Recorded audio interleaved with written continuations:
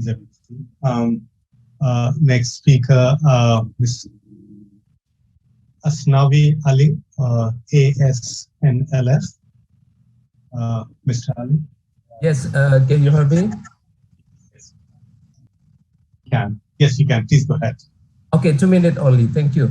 Thank you, Mr. Chairman. My name is Asnlf. I'm representing Aceh Sumatra National Liberation Front, Asnlf. I would like to make some comment under session 1 concerning the situation minority in Indonesia, particularly in my homeland, Aceh. First of all, Indonesia does not recognize minorities. The term minority is ambiguous and not clearly defined in any legal conduct or regulations. Indonesia regards all ethnic groups in this country called Indonesians are minority. The Acehnese, for example, are minority group and constitute only 1.7% of 270 million of Indonesian population.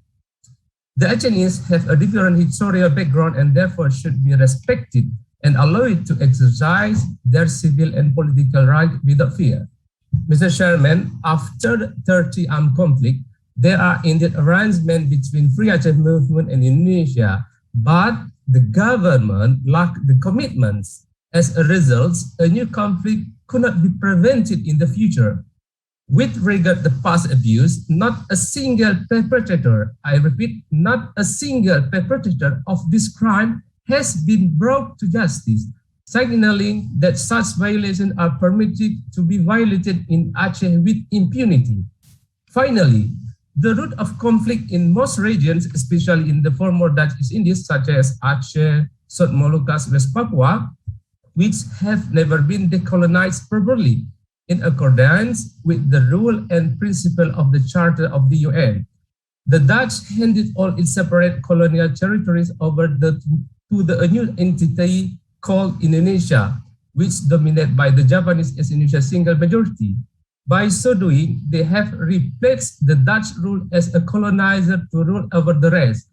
Therefore, Asnlf recommends that the root cause should be thoroughly addressed, including unresolved dispute and conflict, absence of justice and rule of law, and lack of inclusive socio-economic development. Also recommend that post-violent truth and reconciliation program should be designed with the full participation of the communities affected and should aim at empowering minority victims and providing justice and reparation, as well as restoring their dignity. And the last recommend that Indonesia should respect the fundamental human rights of the Acehnese and provide legal mechanism so that people of Aceh could publicly exercise their right to freedom of opinion and expression and even the right to self-determination. Thank you, Mr. Chairman. Thank you, Mr. Ali. And the next speaker, if I could request